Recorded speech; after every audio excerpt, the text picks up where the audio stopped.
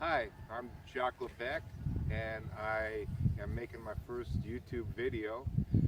I'm going to give a panoramic view of where I live and work on the Delta, what inspires me to write my blog.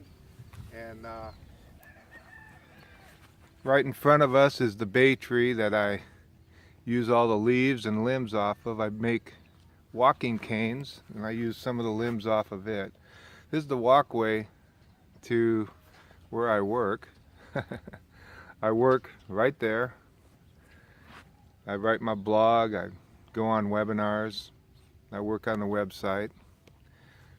Panning around across the wooded area, get a lot of material there. Mitts and Katie's yard.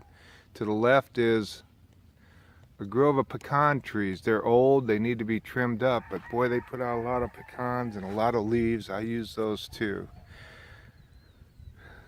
This particular tree right here, by the right in front of the chimney, is our owl tree. We have an owl box in there that was taken over by honeybees. There's 5 or 6 squirrel nests up there that I watch. They're easier to see during the winter with no leaves on there. I use all those leaves in my worm farm. It's surprising how many they use. Down there you can just see the top of it. That's a pampas grass. Those things are like sawgrass. I don't know if real sawgrass has the plumes or not. There's another walkway, and this is the levee.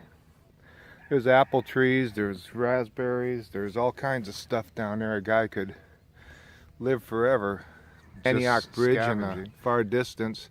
That's the bridge that John Steinbeck. This replaced the bridge that John Steinbeck wrote, the Bridge Keeper.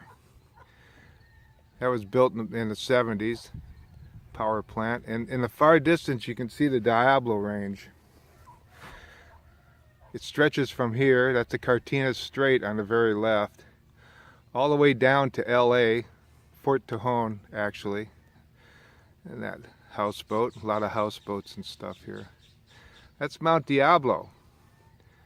Now I was sitting on my patio last year and I saw a huge wildfire start. I called 911 and in about 15 minutes it encompassed a great big area. I've often thought of hiking that the ridge of the Diablo Range for a while, you know, maybe 15-20 miles.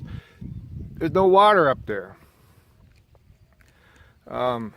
So a guy would have to pack in all his water and everything else.